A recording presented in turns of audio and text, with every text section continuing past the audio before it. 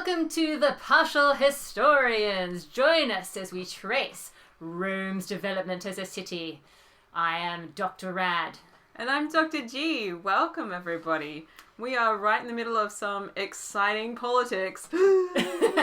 Nothing more exciting than politics, particularly right now. Yeah. Last episode, Dr. G, we met and said goodbye to a very hot piece of patrician. Yes, young, strong, brave, violent? Yeah. Just your typical young hot patrician, really. Caeso Quintius. Yeah, so he caused some trouble, and then before it could go much further, he found himself taking himself off into exile, basically, in the first example of bail I've ever seen in Rome. Yeah, he seems to run away before the trial happens. Yeah. Very strange. But things are about to get more complicated. Yeah, definitely, because the whole schmozzle we've been talking about for the last episode was about this law about the laws, Dr. G. Yeah, so where we're kind of at the moment is like we're right on the cusp of what is eventually going to be the 12 tables. Yeah. But knowing us, it'll probably take us another year before we actually get to the 12 tables. It will take us 12 years to get there. Just you wait. But the patricians are really resisting this move that's coming from below. Yeah. The tribunes are putting it forward, and they're kind of like, there needs to be some kind of law code. Yeah.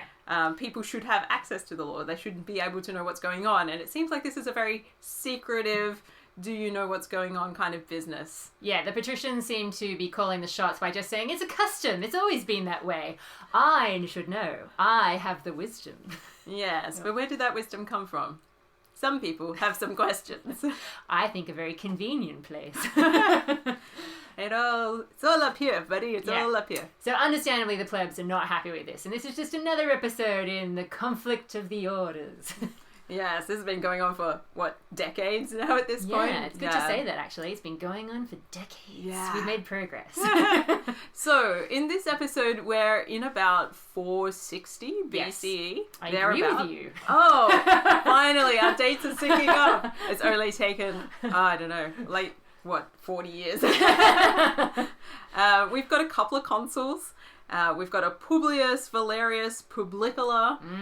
If you recognize this name, that's good because he's been consul before.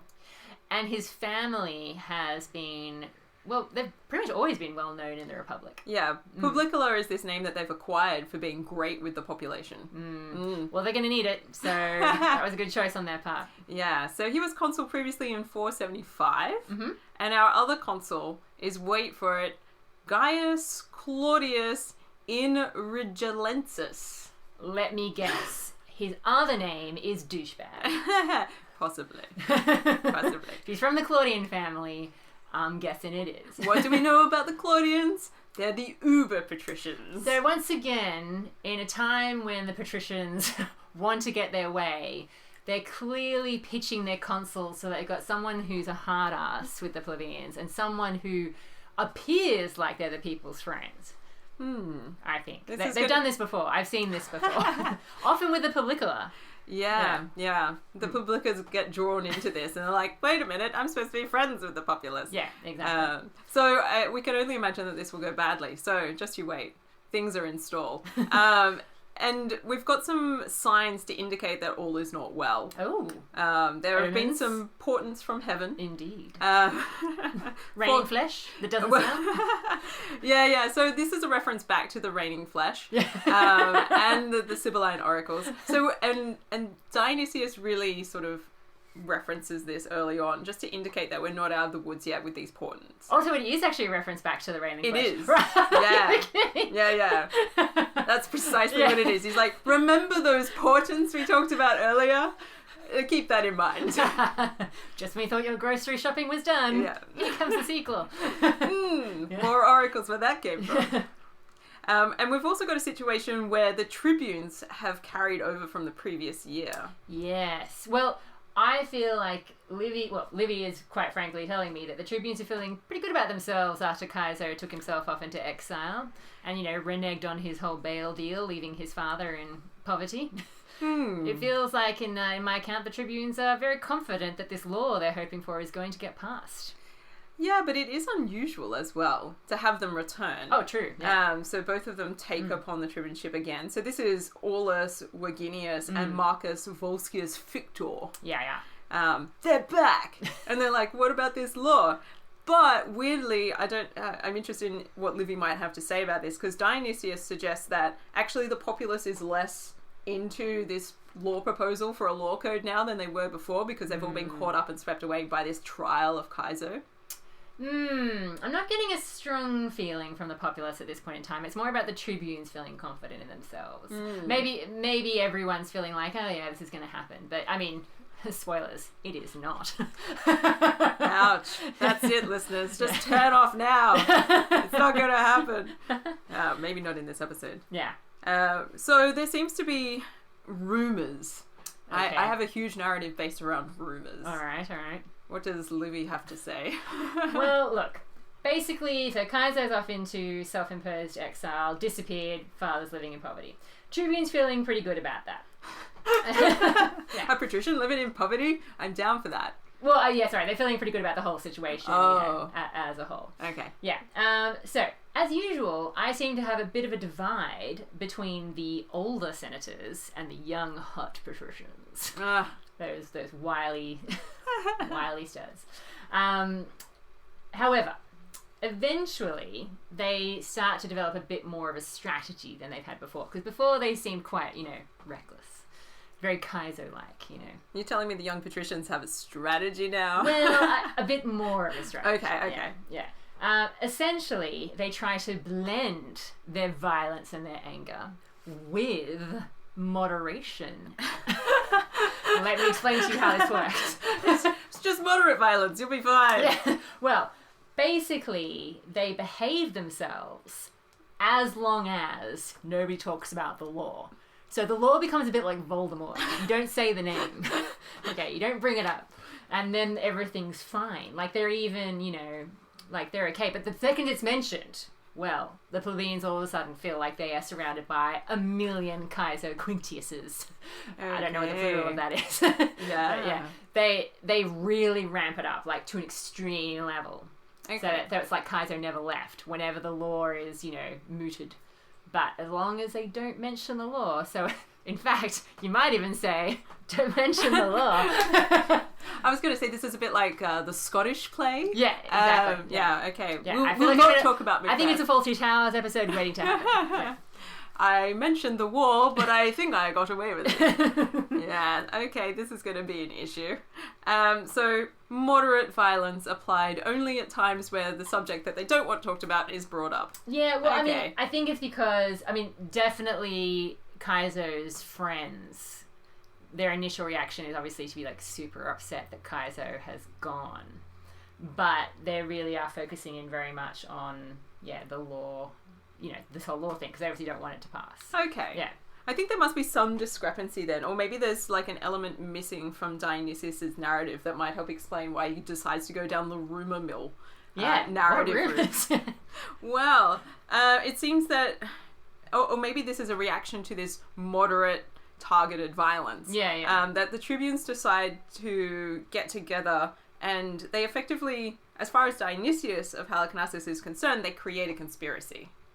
Interesting. Yes. Okay. So he sets up this whole narrative to position you against the tribune of the plebs at this point. So I think that's interesting. Yeah. So they first of all forge letters. The tribunes forge letters. The tribunes forge letters. Right. And then they contrive to have them delivered to them while they're in the forum. Oh, nice. So it's like those women in offices who deliver themselves flowers on Valentine's Day. Yeah. It's kind of like, For wow. me? You shouldn't have. Nobody ever writes to me anymore. All I get is bills. They're like, this is amazing. Who could this be? Your secret admirer.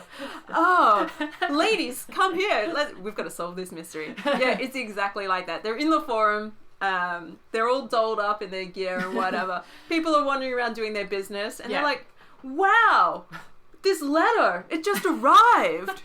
Guys, I wonder what's in this letter. And everyone's How like, did anyone know it would be here? yeah, who would think to write to me? What could be going on? People start to gather around.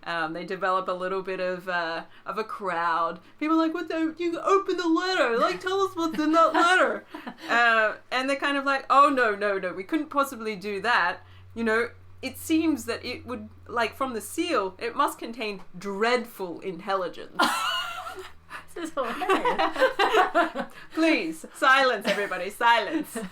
We'll tell you what we're going to do with these letters that we haven't You see opened. the skull that's on the wax seal. It can only be bad news. Yeah. It's been sealed with blood. I think there's a problem. And they're like, my good men plebeians, what we're going to do with these letters is we're going to take them to the Senate. And then we'll open them. And then we'll open them with the Senate, and then we'll talk about what's in the letters. That's the right thing to do. Because, you know, that's the way the patricians would want this done. I can only imagine. So we need to acquaint the Senate of the information in the letters, and we'll come back with... Oh, they're not taking everybody with them. No. Okay. Yeah. You guys wait in the forum. Wait here. We'll go to the Senate. You know, have a quick chat about these letters, and we'll come back and let you know what's in them, because they seem pretty... It would have been a tight squeeze, so... Yeah, it's going to be tough. And they're like, guys, we can't all fit here. That's because you're not all senators. Get out! So they drum up this amazing sort of interest in, like, what's in the letters. I think they missed their calling. They should be in PR. Well, this is all going great for them. Yeah. So the Senate is obviously very interested. And they're like, wow, you got some letters. Let's get together. Tell me more. Was it written by Kaizo? No, nobody knows. It's a mystery. And so they open these letters and in front of the Senate, and they're like, oh, look, wow, I'm just being blown away by this contents of these letters. People are like, what's going on? Tell us, read them out. And it seems that the letters relate that in terms of the rumors that are going around. So this is where the narrative gets complicated, because I was like, this is not actually what's in the letters. This is what Dionysius tells us the people in the forum are saying might be in the letters, while the tribunes have gone to talk to the Senate. Oh my god. Wow. Yeah, things are getting weird. So first of all, maybe it's the Aequians and the Volscii have taken Kaizo in even after he's been condemned by the populace. So he's been accepted with open arms by the enemy. Okay. Well, I must admit, I have heard through the grapevine, Dr. G, that he may have gone to the Etruscans, but, you know, that's not so much a rumor as just something I think I know. I think that's a rumor in a letter, guys. I read it somewhere. Damn you Etruscans. Yeah. And not only have they taken him in, but they've also turned him into a general of their armies. Well, see, now this is a blow. This young man with no experience in the field, all of a sudden... Whoa. Let's not sledge him too hard. I mean, after all, his dad was all like, hey, he's hot and good on the field. Yeah, but is he good enough to be in charge of the whole enemy's armies? Clearly not, because we never heard of him before this. Yeah. So that seems to be one of the rumours. Second of all... getting a little bit more robust perhaps in the rumours, that there is a concerted plan on the part of the patricians to bring him back at the head of these foreign troops in order to eliminate the tribune of the plebs. Okay, I can see how your account and my account can get along. In that, I feel like there is a lot of paranoia that comes through a bit later in Levy's account. That is very much, you know, this like mistrust between the patricians and the plebeians. And there's definitely a lot of, you know, rumor about enemies, allies, who's doing what's going on, who can you trust. It's very X-Files, but that's more in the future. For my account, so that's perhaps where we're going. So I'm just going to flag that. Yeah, continue. Yeah. Dionysius is launching full ball into the conspiracy Well, early. To be honest, my account doesn't make sense without there being a bit of paranoia beforehand. You know, All right, so this Yeah. is like just like the beautiful touch of detail of the paranoia developing for you. Yeah, exactly. And look, I maybe Livy's trying to tell me that the plebeians had their head messed with because the patricians were just blowing hot and cold. Like, if they weren't talking about the law, they were like, go ahead, have your meetings, tribunes, we'll leave you alone. The second the law is mentioned, they're there with their clients, causing trouble. But anyway. Wait a minute, you're having a meeting? We explicitly said none of those sort of meetings. Exactly. So yeah, we've got this sense in which the opposing force of these Aequians and Volscii has been a setup on behalf of the patricians in order to get rid of the tribune of the plebs, which is a thorn in the side of the patricians. It seems a bit drastic having a foreign army march on Rome to get rid of like what might be tantamount to 5 dudes. No, but you know what? I feel like we have had this kind of... Didn't we have this kind of thing before where people were a bit suspicious? What during one of the wars, one of the many wars between the Volscians and the Aequians and the Romans, wasn't there at one point a bit of a suspicion that, the patricians were like drumming it up because they wanted the sort of external distraction? Like, it's not the first time that this is... Yeah, but I feel like, an external war is one thing, but an external war that you've orchestrated in order to march on your own city is maybe, like, next level. Look, I'll give it to you. It does seem a tad extreme. It's a conspiracy, I tell you. Third of all, some people are starting to argue that maybe it's just a plan of the young patricians, and so these letters need to be read out to the Senate, because this is the older patricians now learning that the young ones have actually come up with a plan. Let me ask you this. Were the letters delivered by a guy driving a Ferrari? Yeah, it would be a clue. Nice Maserati you got there, buddy. I'm just a delivery boy. Look at Was me it a go. strippogram? I mean, give me the details, W. Well, it was an unnamed source that delivered the letters. That seems stupid. Of course everybody's going to know. He kind of just delivers the letters and wanders off into the crowd. And it's before, they've really jumped up the enthusiasm. Yeah, okay. And others are speculating that Kaizo has actually been hidden within the city itself. Okay, now I'm convinced. That is a rumor that definitely pops up later in Livy's account. Yeah. Yeah, okay. And so he's about to seize the most advantageous position in the city and make good on all of his threats. Which were mostly threats of violence? Mostly threats of violence, I believe, yeah. So this means that Dionysius has now set up everything in his narrative really nicely for a super long speech by Aulus Verginius, tribune of the plebs. Ah, nice. To interpret what might be going on with these letters and stuff. And so we actually still don't know the contents of the letters. I was going to say, wait, is he actually telling us what happened? Or is it... Not really. Okay. He's telling us that the situation needs to be investigated, for sure. Is he telling the senators this? Or Yeah. the people? Right. Yeah. Okay. So he's having a chat with the Senate. We've just had a whole bunch of narrative device of rumors that what could be in the letters, but we still don't know what's in the letters. And now we switch to a scene where Verginius is like, so this is the situation and this is what I think we should do. We still don't know what the letters say. I suspect Dionysius was aiming to write on a soapy when he wrote this, because he's leaving a lot of cliffhangers and a lot of things unanswered. There are a lot of cliffhangers, Yeah. and it's pretty clear, at least it seems pretty clear from this style of narrative, that it's pro-patrician in its outlook at this point. Definitely, yeah. So Verginius talks about how they've tried to investigate the claims that have been made against them. Right, which were mysteriously not specified. The unspecified, yeah. Dreadful rumours, as they are called. They invoke the gods. Mm-hmm. There are hidden plans and wicked attempts. These people are enemies of the gods. Mm-hmm. And this is an interesting kind of reference as well, because previously, in just like the last year or so, some of the patricians have outrightly accused the tribune of the plebs of not having any sort of divine sort of sanction. Yes. They're not a proper magistracy yes. in the traditional sense. That is true. Yeah. And Verginius is now bringing like the gods very much into the discussion, being like, look, people who are against the tribune of the plebs are enemies of the gods. Nice move. Yeah. Yes, well played. Well it's played. not quite the same as saying we have a sort of a religious sanction to what we do, but it is suggesting that they're part of the now traditional structures of Rome and should be treated as such. Yeah. So I think this is it's a subtle, clever sort of. It is interesting move. actually, because if you look at sort of some books about Roman history, you would think that the Tribunes really were just like undisputed position, like nothing, no question marks.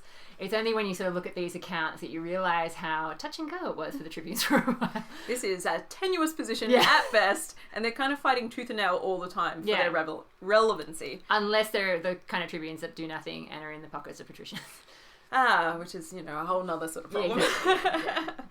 Yeah. He also tries to get the patricians on side, the senators, being like, we wanted to report to you first about this situation. These letters. Yeah. Look, we don't get mail every day. So. Yeah. I mean, who would send us letters? Usually they just turn up in person. They're like, I'm being beaten up. Can you help? That's right. And we're like, I'm here, buddy. And they're like, it's a sensitive topic, so we wanted to talk to you first. So they're doing a lot of sort of like... This is so bizarre. We don't know what it is. We don't know what it is, no. But, we trust your judgment. And the trouble is that, as far as we can tell, here's the reveal. Okay. What we can tell from these letters is that they plan to take advantage of the dark night and attack us while we're asleep. Who's they? The writers of the letters. Right. We still don't know. Okay. Yeah. Trouble afoot. Pigeons. Ooh. Carrier pigeons. I hate the pigeons, I tell you. And so this is part of the problem. So, they're like, look, we don't know what's going to happen in this situation, but threats have been made against our person, which... Well, look, I mean, I wouldn't say it's completely beyond possibility. They are troublesome. People don't like them. Yes, they are. They have been causing trouble. People don't really want to hang around them, particularly if they're patrician. Well, yeah, the plebeians are into it, but but the young patricians definitely are angry that Kaizo is gone.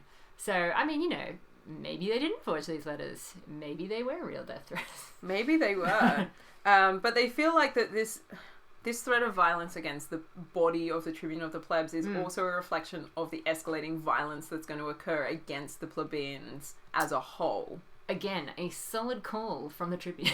Yeah. Yeah. And so they're interested in a sort of patrician resistance. You sound very carefully. I shall say this only once. If you do this for me, we should never talk again. So... Is it what I think it is? Or I mean, it's hard to say. There's a sect of the patricians that are going to be on the plebeian side? Yeah, because they're kind of like, we'll need to defend our person. This means that we're going to need the patricians to step up, because if we have to sleep, and eventually we will, who's going to defend our inviolable bodies while we sleep? Fun fact, you will die of sleep deprivation before you die of starvation. Oh. Yeah. So it's actually kind of a big thing. Yeah. You got to sleep. Yeah. That is the key lesson here. Yeah. And they're pretty sure that Kaizo Quintius is involved with these letters. Well, you know what? He did strike me as being a distinctly unpleasant character on the inside, if not the out. So, again, I'm not saying it's not true. I mean, he seemed quite attractive on the outside. It's only when he starts hitting you that's the real issue. Well, yeah. Once the entitlement wafts your way. Yeah, I'm smelling the privilege. Yeah, exactly. And so they're asking for assistance to go against the Aequians and the Volscians. Wait, what? I thought that they were just trying to protect themselves from their assassins. Kind of. So they understand that. From their perspective, Virginius is saying, we understand that Kaizo is with the Aequians and the Volscians, and that he has their support. So this is going to be a huge problem. So they want to go to war with them? They kind of want to have a solution to this. They're kind of like, well, how are we going to tackle it? So maybe they're not going out themselves. Okay. But the next rhetorical move that Virginius makes here is that he's like, we come to you, fathers, as suppliants. Ooh. Yeah, bringing out the sort of... Like senators would like that. Yeah. We are pleading with you. Yeah. And what we want to do is really have the lead investigative powers of this situation. Okay. Yeah, we really need your help. Our bodies are in danger. We're being threatened. It's by one of your own. He seems to be in league with Rome's enemies. Can we please lead the investigation against him? I feel like in their robes, if they just had 2 Cinnabons on either side, it would be very Princess Leia of them right now. We come to you in our hour of need. Yeah. And then he sort of finishes off with another sort of rhetorical flourish, which is like, I don't know how anybody could oppose such reasonable requests as we have made today, considering the amount of danger that we're in. Are you going to tell me what the senators said? Or is it... You know, like he's sort of building up to this sort of critical point. Okay. I better find out what the senators said. And he's like, because if you don't agree to let us investigate, and actually you're not the kind of people who would want us to look after the safety of all of Rome by investigating this further, then you are actually the suspects. Ooh. Clever. Turning tables. Yeah. Still, senators are very unpredictable. Do you know what they said? Got me on the edge of my seat now. Which consul do you think gives the reply speech? I think would be my first question. You know what? I can almost guarantee it's freaking Claudius. And he says, screw you, get the hell out, we're not your mates. Precisely. Okay, yeah. So it is of no surprise that the more conservative of the 2 consuls is the one who decides to have the right of reply. Yeah. And he's like, wait up. My whole life clears me of any suspicion of the things that you're accusing me of. Yeah. I am a Roman to my very core. Catch me, I bleed, Rome. I reject your binary arguments against the Senate. I just completely reject them. Yeah, yeah. How very dare you? And he's like, and not only do I reject your interpretation of all of these events, I feel like your speech has revealed to us the honest truth about what the tribunes really are. Scared. Really scared. No, after their own ambitions. Okay, yeah. That seems very much like pot, kettle, black, but whatever. Yeah, yeah. Potato. Yeah. So this is the moment where that Dionysius has kind of been setting you up for. Right, yeah. So far, because he's already said, look, they forged some letters. Yeah, I get you. Yeah, But it's not until we get into Claudius's speech that it comes. where he's like, you forged those letters. So that's when the accusation comes I honestly don't know who to believe anymore, Dr. G. You turned my head all around. He's like, it's over for you guys. I know you're lying. You know what? Regardless of the letter forging, we can't forget, as we mentioned in the previous episode, one of these tribunes, Verginius, had a brother who was killed by freaking Kaiser. So it's not like the violence is a possibility. It's a thing. Like, it's in his life. It's in his life. But it's a huge... It doesn't seem to weigh up very much for Claudius, to be honest. Oh, no, of course Claudius doesn't care. Yeah. Men losing their brothers, it doesn't worry him at all. He asks a question. Tell me, Verginius, and you others who are to suffer these dreadful evils, who are the foreign friends from whom you received the letters? Dun, dun, dun. They're raising the stakes. And he's like, where did they live? Where did they come from? How do you know them? So he hones in on this idea that the letters must be forged. Yeah. And and not just forged, but forged by someone foreign? Someone foreign. Yeah. They've come from outside Rome. Yeah. And so actually it's not Kaiser that's involved in this massive conspiracy that could lead enemy forces against the state. Yeah. It's the tribunes. He kind of tries to do the flip on that. And once again, Rome is internally divided in a way that only a pretzel could explain.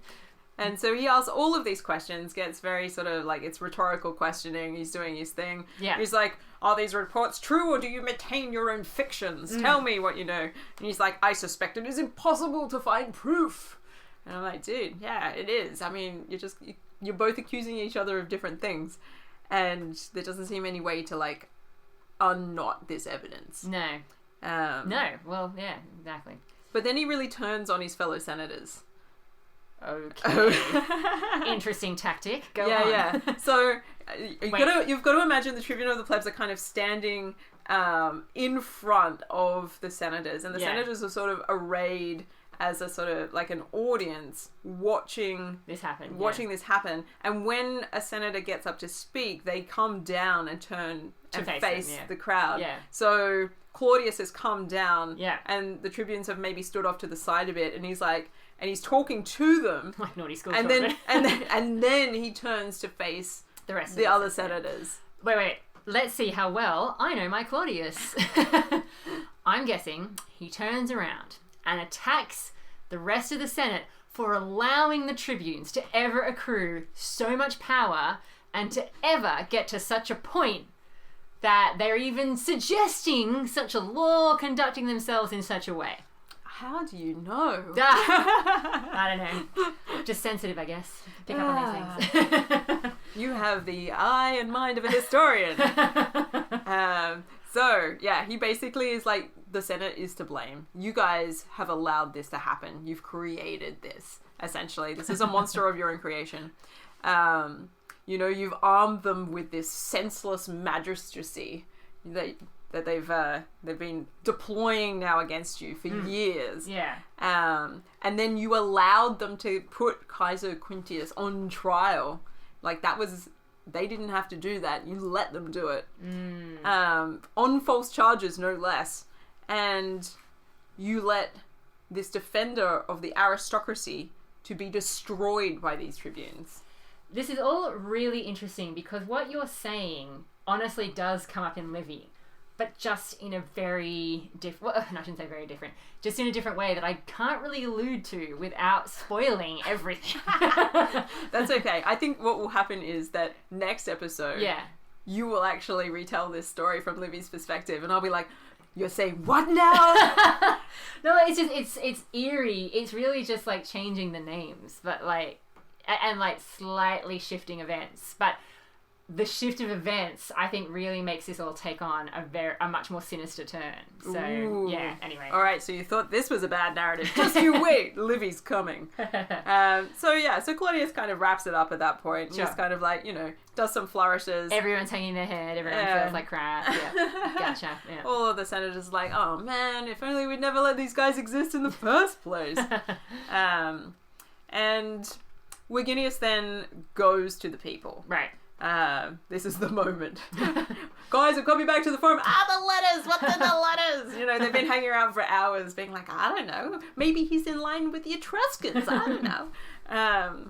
And they have all sorts of ideas about what might be going on. And Dionysius is kind of just trying to put the reader on the sort of like, in a sort of like a moment of hesitation. Okay. He wants you to question the plebeians the whole time. And so he lets you know that the fair-minded plebeians suspect that maybe like the fears about the endangerment of the Tribune of the Plebs' life is maybe unwarranted, maybe just slightly unwarranted. So the rational people don't buy into the hype. Yeah. Yes, but the simple-minded ones are like, oh my god, the tribunes are in danger. So he lets you sort of come to understand that there is a right way to understand this narrative. Yeah. And it's definitely... So very leading, Dionysius. Yeah. And it's interesting because sometimes he is less leading than he is in this instance. Definitely. But this particular account is all about trying to push a particular interpretation of the narrative. Yeah, look, I think Livy, even though, as I say, I can't give too much away without, ruining what's ahead, but I definitely get the sense that, as you would expect, Livy is also more on the patrician side. I think the whole point of what I said to you at the beginning of the episode about the patricians being, quite, eventually working their way through to realizing that the best tactic is to be reasonable unless their buttons are pushed or whatever and the law is mentioned, because that means the plebeians are less hostile towards them, so it's kind of lulling them, as we always say, you catch more bees with honey. The patricians seem to be starting to realize this, but they just won't stand for it when they don't want to be a doormat. They won't stand for it when it's about the law, but in every other respect, they're doing that. And it's lulling the plebeians into being a little less, a little less ready perhaps to believe the tribunes and all that kind of stuff. So I think he is setting it up for that. Yeah. So I think we've got some interesting things happening on our horizon. Yes, indeed we do. Is that a good point perhaps, Dr. G, to pause? Yes, I think it might be. All right, well, listeners, you know what it means. It means it's time for Igor and the Marshall Pick.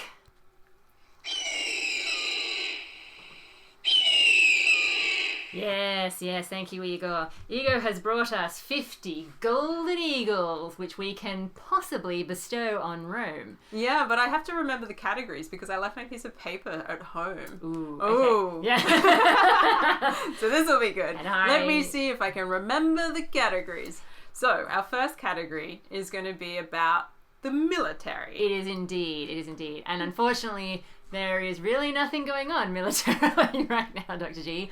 So I feel fairly safe in saying it's a 0. I'm fine with that. Okay, cool. It's all about domestic politics, really. Yeah. Other categories. What do I remember? Expansion, I think. Expansion. And they add nothing. It's not looking good. No, so it's also a 0. Then we've got diplomacy. Diplomacy. Yeah. Well, there's a lot of internal diplomacy going on, but I don't know how successful I was going to say, it seems like a very undiplomatic. Undiplomatic. I mean, I mean, I'd have to give it, I think, maybe 3 on account of the fact that they are definitely doing diplomacy. It's not working very well, but they are having arguments with each other about how things should go. I suppose. It's just so unsuccessful. Yeah. But the plebeians are still kind of pushing for things through the Tribune of the Plebs. That's true. All right. Okay, let's go for 3. All right. And then we have Virtus. Yeah, look, as much as this is where I always struggle because I really, really hate Gaius Claudius, but by Roman standards, he's being a pretty good guy. So Virtus. And arguably Kaizo, even though largely not present in the narrative, is looming over the whole thing. His absence speaks volumes. Yes, it does. But that's the kind of Virtus we're really looking for right now, isn't it? So that's potentially another element. Look, I think I'm like maybe a 4. Ooh. Yeah? Okay, all Yeah, right, yeah. 4. And finally, the citizen score. Yeah. Citizen score. So, look. I don't know. I think if you're a rich citizen, things are looking great right now. But if you enjoy gossip, it's a good time to be alive. Do you like hanging around in the forum? Do you like Star Wars? It's like, are you interested in rumor? Not knowing where you stand and how the patricians feel about you. Do you like following celebrity politicians? Look, I feel like there is something to be said for, as you say, the whole position of the tribunes, the fact that they are at least fighting the good fight, not very well, but they're giving it their best. So, I don't know, maybe like a 3? Yeah, I'm thinking maybe a 2 or a 3. Okay, let's go 3. Pretty low. Which means that, Dr. G, the Romans have finished this episode on a grand total of 10 golden eagles. 10! Oh boy. Oh, that is a real failure. Don't spend them all at once, Rome. Oh, yeah, look. You don't win any booty if you don't go to war. No, unfortunately not. Anyway, until next time, listeners.